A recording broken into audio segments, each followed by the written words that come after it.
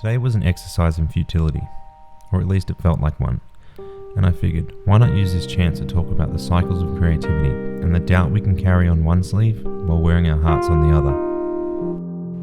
Art, like everything else in today's day and age, has become such a competitive field, and whatever it is we make and share, it is graded that day and handed straight back to us. And after the world shares its response with us, what is most important is knowing how to push your corrections towards bettering what you do, and not looking to others to recycle what we know works. Of course, we can take too much liberty as an artist, and we can do what only pleases us. But yes, if the thing that truly pleases you happens to be what truly pleases others, you will find great pleasure in your life. But, for as with all, we are given a lottery ticket, and the numbers not of our choosing. What do I mean by this?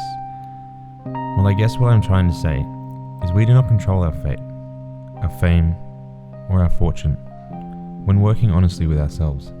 If we let the winning tickets dictate our direction, we are not artists, but instead become a shill for what already exists. I understand making a living off art requires us to bend to the ebb and flow of society, but I do not think we should break ourselves to appease the world. I understand more than I would like to, the overwhelming desire to break so that we can reap the benefits our egos feel we deserve. And in this are the cycles I speak of. The moments of pure direction, the feeling of knowing exactly where you want to go, only to have a wall erected to catch you as you reach velocity. This wall of self-doubt, a wall that at times feels like it is as thick as every inch of ground you have covered reaching it. If we create to move towards any other goal than creation itself, we cannot avoid being caught by this wall. If we create for the sake of creating, we can sit by the fire and warm ourselves with its golden licks. But, even in saying this, the feeling of hypocrisy washes over me, as I have been caught by that wall. Stop dead in my tracks, knowing all too well that fire someplace behind me now is dwindling and needs my attention once again. But why? Why did I let it shrink into the darkness? I was distracted by my need to create something and forgot about the things I wanted to. But nonetheless, no fire is out until it is out. And even when we feel this way, I guess we should just remember how many times we've already done this. Crashed into that wall, only to realize we will lose our minds gazing upon it. But at least some of us are fortunate enough to feel that loss. I know I have not really provided much relief on the subject of the ups and downs, but a solution I do not possess, and to pose one would be a lie.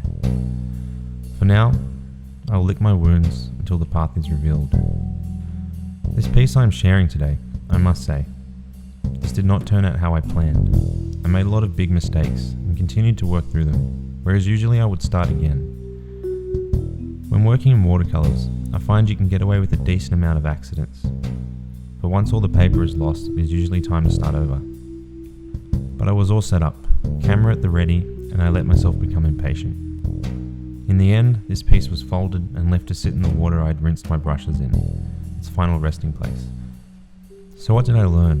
What was I reminded of? I guess I was reminded to take my time and not let my impatience get the better of me. So I figured, why not share this blunder and talk a little on that subject? Patience. Though seemingly a passive trait, I feel it is quite the opposite. Staying mindful and focused on a project requires too much work for this not to be a skill that is acquired painstakingly. Developing discipline in doing our work keeps us moving in a positive direction, or at least forward, keeping us mindful to show concentration and strength of mind, even throughout some of the more tedious moments of art, or whatever it is we are working on. I am sure we all know the feeling of working or beginning a drawing, staring at a plane that has nothing going on in it, knowing that space will take more time to fill with nothing than the parts that actually involve some thinking. Being faced with such tediousness can drain our attention and empty our tanks. But why is it important to stay mindful throughout those tedious, boring, time-consuming parts? Well, I find if you start hurriedly working and forcing yourself throughout these parts, that mentality carries itself into the work you wanted to get to in the first place. Then the speed of your hand, the lax in control, it starts to spread like a virus. And in the end, all of your work is for naught. As that failure stares back at you and you at it, you begin to wonder, how long did I actually spend working with my eyes closed? The feeling of regret washes over you, easily avoided mistakes sticking out at you as reminders the fault is your own, and you let your inability to stay focused win. How do we prevent this? I think we can lessen this occurrence by developing the discipline necessary to complete tasks consistently. Personally, I deal with this by committing to draw or work on something every day. I find if I let days pass without working, I lose my motivation and my mindfulness starts to disintegrate. If you are starting out in a creative field, I believe discipline is key. Set yourself tasks for every day and complete them. The more of these you stack up, the less work will feel like work, and it becomes second nature. This leaves your mind free to think about what you want to do and not what you hope to do. If it is given that tomorrow evening you will be at your desk or easel for a few hours, you bypass the thoughts of when and where and instead can focus purely on what you wish to do, staying focused on the task at hand instead of wasting energy planning to actually begin. And if you feel like you are not progressing or haven't gained much lately, give yourself the opportunity to by committing to working consistently. And if all else fails, at least you know you will try again tomorrow. This piece was lazy and unthoughtful, but worst of all, I didn't even enjoy doing it.